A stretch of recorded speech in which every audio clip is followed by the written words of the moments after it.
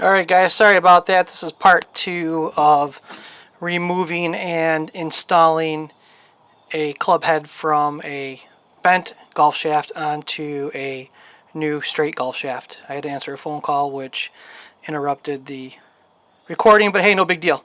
Alright, so real quick recap. I've already taken the club head off of the bent shaft. Alright, so here's the bent shaft. It's completely ruined.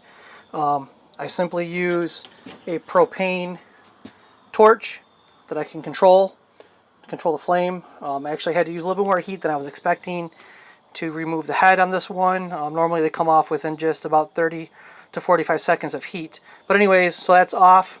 I've already cleaned out the hosel of the golf club head. Okay, we have prepared the tip of the new shaft. I'm using a steel shaft. It was very simple to prep with some 100 grit sandpaper, and all you're doing is you're taking off basically the top surface. You're just kind of roughing it up so that your epoxy can adhere correctly to the shaft and down the inside of your hosel. Okay, I have mixed my two-part epoxy. I use the Conap epoxy that was very easily to get from Golfsmith. I'm not even sure if they exist anymore, but Ralph Maltby's Golf Works can get it as well. But it's a two-part epoxy on my mixing board here. Got my mixing stick ready to go. So what we're going to do first is that we're going to take some of our epoxy and we are going to put it generously on the tip of our golf shaft. Okay, close up with the epoxy, too close. But anyways, so we're going to get the epoxy generously spread out. It's usually easier if I have two hands, but it's the way it goes sometimes because I'm holding a camera. Okay, so I have that. Okay. Second thing I generally do is I'm going to grab the club head. I'm going to place it right here. Hopefully I don't get any epoxy all over it. I'm going to grab some more epoxy, new epoxy off the board. Okay, and then I'm going to put it down inside the club head as well. Okay, just a little on the inside. It's a thin coat. Alright, so with that being done, we have our ferrule. Now I explained that this plastic ferrule or collar, whatever you want to call it, just makes it look like a smoother transition coming from the shaft to the club head. This is where it gets a little bit messy. So you want to have a cloth. I use mineral spirits because it's very easy to clean up and it's not as harmful to your hands and to your your breathing system and your body is as bad as acetone. So I'm going to take this now and I'm going to put it onto the shaft. I'm going to slide it right on. Okay. Now it can get a little bit messy, so grab your golf club head. Okay, you already have some epoxy on the side. Just put it right there on the club head and slide it right on. Okay, spin it around a little bit if you want to. You can see it's going to drip. So what I do here, let's take my finger, run my finger around it, and I will then take it and put it back down the golf shaft. Okay, again, it is a little bit messy. It's on the hosel a little bit, but hey, it's going to happen. I'm going to put it back on to the shaft, spin it around a few times. Okay, you're good to go there. Now you want to clean up this area here where your hosel and ferrule meet.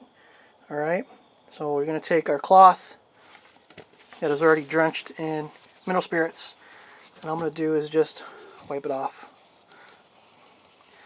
You can use acetone. I've used acetone in the past. It absolutely cleans it up really, really well. But it also is strong enough where it'll melt your ferrule. So you gotta be careful with that. Alright, so now I'm just going to check it real quick. I want to make sure it's on all the way. Now, if I was in an actual golf shop working for somebody, there's a little bit of a gap right here in between the hosel and the ferrule. To me, that would not be acceptable for a paying customer. It almost isn't acceptable just as a practice club for my son. So I'm going to just slide it back down, and I'm going to gently slide it back up to the point where it stops. Clean it again. Sorry if the camera's all over the place here, but I'm trying to watch what I'm doing over my camera or over my phone while I'm trying to keep the lens focused in on the club. Alright, so it's pretty much cleaned up. So the next step would be if I were to have a graphite shaft that had, you know, some graphics on it of some sort, like the UST Pro Force or the Fujikura shafts or the Mitsubishi shafts, all the other brand new named, you know, $200-300 graphite shafts. I'd want to take this golf club out of the vise and I'd want to line the graphics up, whether it's on top or on the bottom of the golf club. But this being a steel shaft with no graphics at all I'm simply going to do is remove it from the vise, hopefully without dropping it. There we go. Take it out of here. I'm going to pop this off real quick. We don't need that anymore. Place it over here on the bench.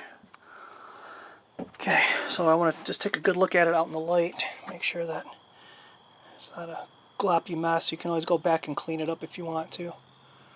Alright, so from here on in, all you're going to simply do is you want to, like again, if it had graphics on the shaft, you'd want to put the actual club head down on the ground, line up the graphics the way you want to, and let it sit just like that. But being it's a steel shaft and there's no graphics on it, I'm going to actually let the club rest against the bench just like this and allow it to dry. You're going to want to allow this to dry for 24 hours. This epoxy is not a fast setting epoxy. Well, it's a fast set epoxy. It'll actually be hard probably within the hour, but it won't be completely cured for 24 hours. So if you do use this Conap epoxy, which I believe is one of the best, do not go running out to the golf course and using your golf club after an hour or so of the epoxy. What I like to do personally is